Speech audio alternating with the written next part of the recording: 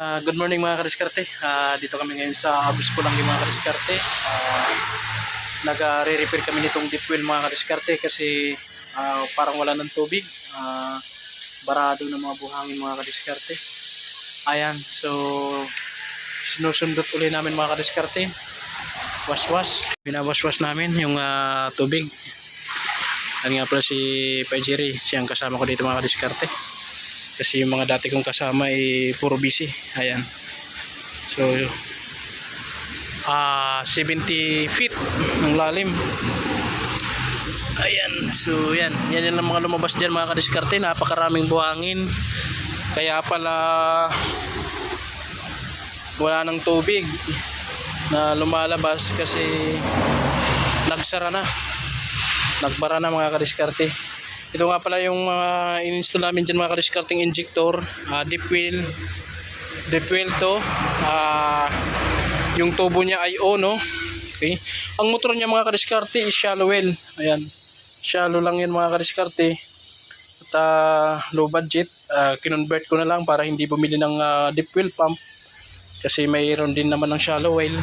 Kinonvert ko na lang mga kadiskarte ng deep well, yung kanilang shallow well water pump. Tapos nilagyan ko ng injector and then adapter. Ayan. So yung shallow well ay na-convert natin as deep well. Kaya nga lang naging problema nito mga kadiskarte, ilang buwan lang humina yung tubig hanggang sa wala nang lumalabas na tubig. Gawa ng yung ilalim pala nito mga kadiskarte ay ayan, kung nakikita nyo yan, mga buhangin na yan, galing yan sa ilalim. So ayan, nililinis namin yan mga kadiskarte. Niwawas namin kasi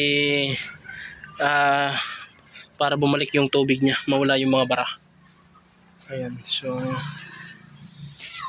ayan nga mga kadiskarte, nag-i-impact pa kami ng tubig kasi nahabulan kami ng tubig. Ayan, so was uli kami. Napakaraming buhangin yung lumabas, then yung mga bato. So pag nawaswas natin itong mga kadiskarte, lilinis na yung tubig nito. Kasi ang cause nito mga kadiskarte nung una ay malabo, lumalabo yung tubig. Dahil pala sa mga buhangin na yan, ngayon niwaswas natin. Lalakas yung tubig nito sigurado at lilinaw na. Kasi uubusin natin yung mga buhangin sa ilalim na mailabas para gumanda yung tubig nito mga kadiskarte. Ayan, so solusyonan natin yung tubig na malabo nito. Ayan. So pinupuno lang namin mga kadiskarte yung ano na yan. Kasi mamaya magbabawas yung tubig na yan kasi malakas din yung bukal dyan sa ilalim na yan. Kaya nangyayari, yung ibang tubig hindi na nakakabalik sa ibabaw. Hindi na bumabalik. So doon na sa ilalim. So yun, wawaswasin natin yan hanggang sa luminaw yung tubig. Pag malinaw na, ayos na yan. So yan.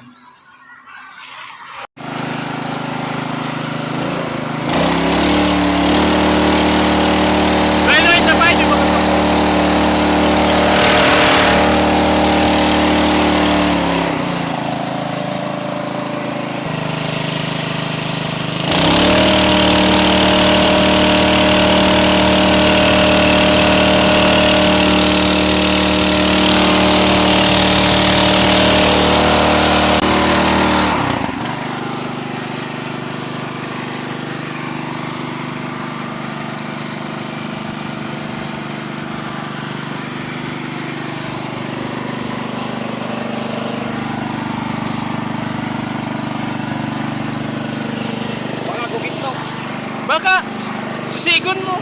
Mga gupit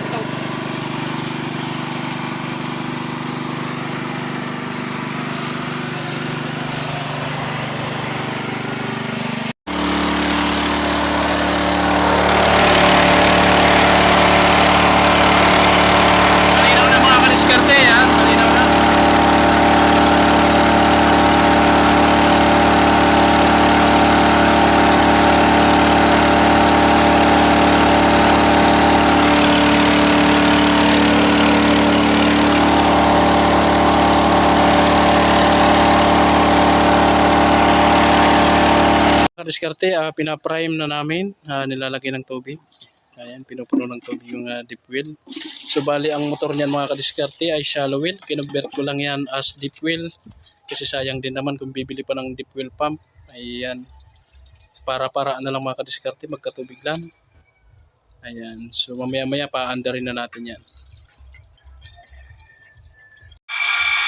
So yan nga mga kadiskarte, pinapalinaw namin yan. Okay. May mga buhangin pa oh. Kadiskarte, okay na. Nagpapalinaw na lang kami mga kadiskarte. Yan ang mga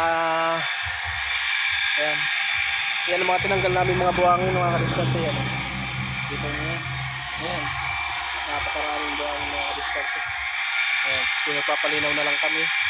Okay, dito yan sa Agus po lang din.